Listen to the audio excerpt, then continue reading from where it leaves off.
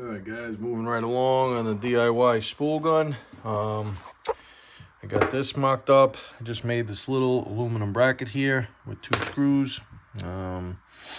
Just, little electric cabinet screws or whatever. Nothing crazy, but double jams. I'll just cut them back. Then I'm going to weld this.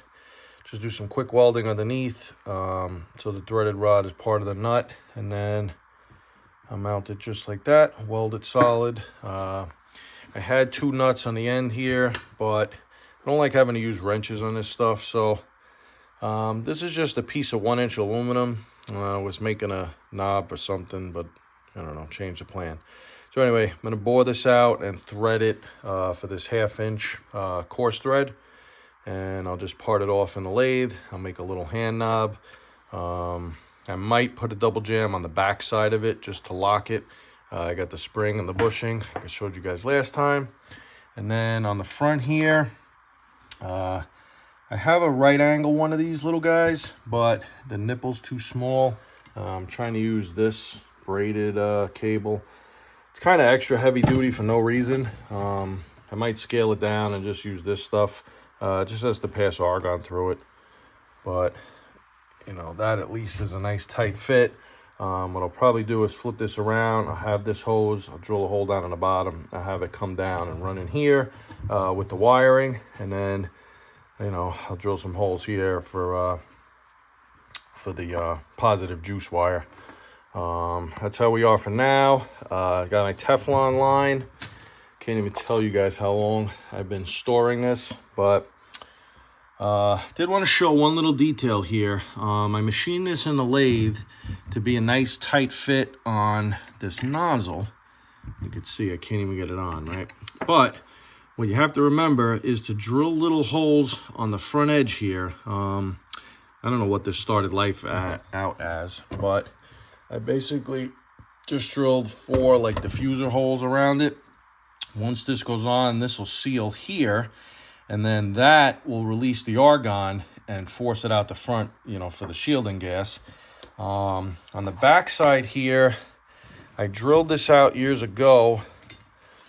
Hopefully I could do this one-handed. So I could fit the Teflon liner in here. There we go. Nope, missed it.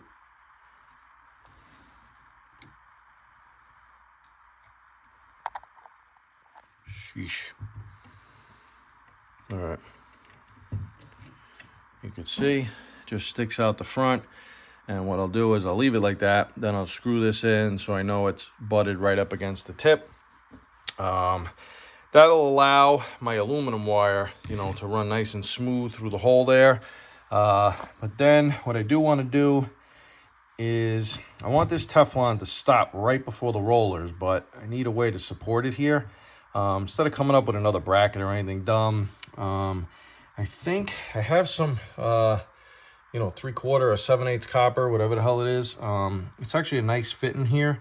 So I'll probably just bring that out. And then I found this flare fitting. This one might be a little small, but I think I could find one that's a little bigger. This end is a nice size for the Teflon. And then I'll just solder that kind of right like that. That'll close off all of this, keep the argon gas where it's got to go all the way up to the front from here. And then I just have to solder or braze up these holes on the side, and that'll keep all the gas moving forward. All right, we got it chucked up in the lathe, got the parting tool in. Just gonna get this lined up. I'll try to do right at the end of the 2 different knurls there. Doesn't have to be anything crazy. All right, flip it on.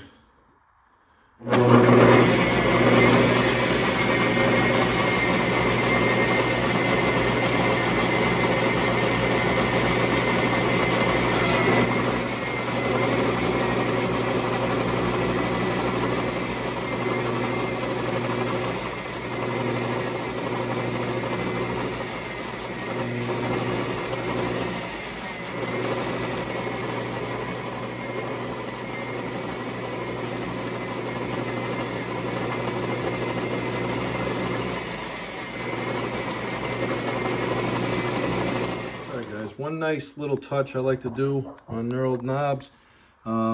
Just put in a cutting bit like this, kind of put it on an angle. I'm doing it with it off. You know, it's done already, as you guys could see. And it just puts a nice, oh geez, just puts a nice little chamfer right on the edge. Then I kind of flip it around that way, put it inboard. And you can see it does the same thing on the inside. Just kind of makes it look nice when you're done, and it keeps the knurl looking beautiful right in the middle. Now I'm going to bore it out. I believe this is half 13. All right, you pull your tap drill selector chart here. You know it's 1/2 inch, 12 threads per inch. Come down here, and then you just go straight across, and we need 7/16. I'm just gonna chuck up, you know, I'll put a center point with this little guy, and then I'm gonna chuck up a 7, wait a minute, what am I saying, 7/16? Yeah, sorry, got a brain fart there. Yeah, 7/16. You know what, I'm gonna make this a little tighter. I'm gonna go with 27/64. I find that in the aluminum, it's better to go tighter. Tighter's always better, right guys? That's what he said. Anyway, enough of the dumb dad jokes. We're gonna go 27/64, and we'll make a nice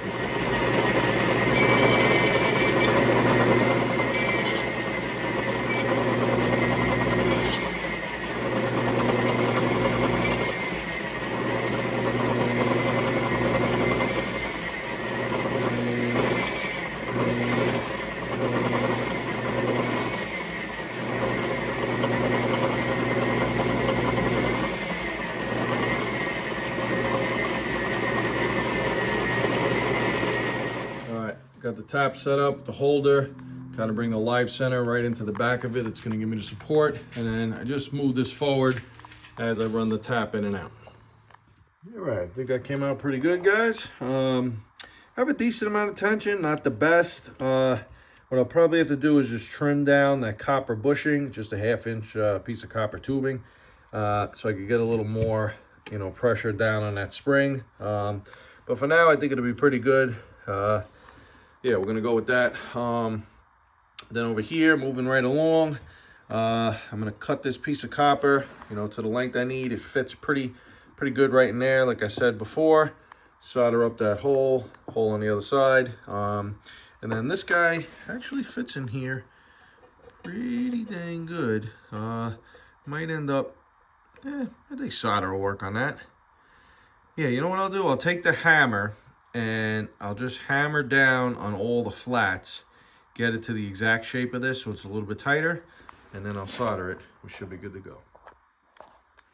All right, guys, so I just put a piece of steel down on the bench, and nice and easy with the hammer, just kept tapping around the hex here, and as you guys could tell, I got a pretty good fitting there. I'm going to solder that up, measure what I need, cut this, and solder it all together. I'll be right back. All right, guys, so I was trying to get a nice tight seal around the Teflon because I don't want to waste the argon blowing it out the back. So what I came up with was I just cleaned the inside of this fitting. I set it down here on this little vise, so it acted like a dam on the bottom.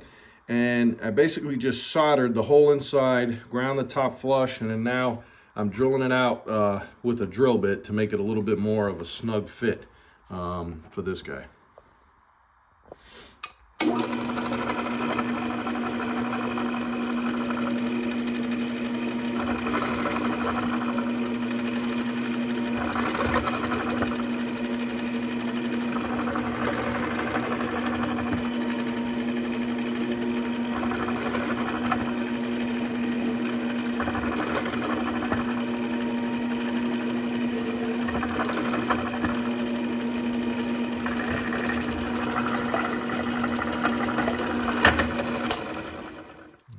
Got it all fluxed up and cleaned. I got a grip with the vice grips, holding a little pressure on it. And then I'm just gonna heat it up with the map torch and solder around the edges.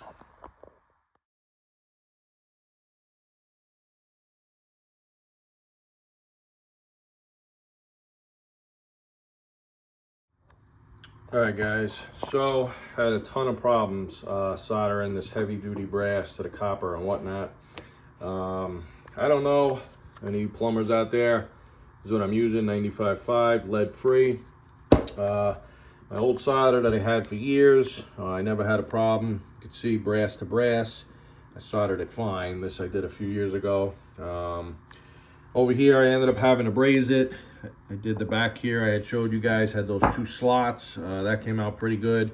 Over here, where it was copper to brass and then back to copper to brass on this front fitting, I couldn't get it to solder for anything. And, you know, I don't know if you guys could see, but it semi-stuck in certain spots. Then I had to try to braze it over the solder, and it just came out like absolute crap. So that's why I painted it. But anyway, moving right along, I got the Teflon liner in. Like I said earlier, I'm just going to push this back now with the tip. Just got an 035 tip. I'm not really sure what my wire is, to be honest. Let's see here. All right, I got 030, so it'll work for now. I do find that it's hard to get a nice consistent bead if you run a larger tip. You'll never be able to see that, but this is an 035 tip. I have 030s somewhere, but for now, it'll get the job done. When you're spool gun welding aluminum, guys, it's very hard to get a nice bead anyway. It's not like TIG. And the main thing is you got to keep a pretty far distance with the tip of the gun. So this guy and this guy, you're going to be like almost 5/8 to 3/4 of an inch out from the work. If you try to go in close like you do with regular MIG for steel, it's just going to blow back and you're going to start ripping apart the end of this nozzle. You're going to weld it to it. You just get all kinds of problems. But anyway, like I said, we're bringing that back. Then I got this little bracket here. I'm going to cut this down, and this is going to get mounted like this on the other side of the rollers, and then I'll probably make up some sort of something in the lathe, like a little steel cylinder that's, you know, drilled out nice and tight for this little piece, and this will be the guide on the back side. So this is going to be on this side right here, just guiding the wire into the rollers, and then it'll come through.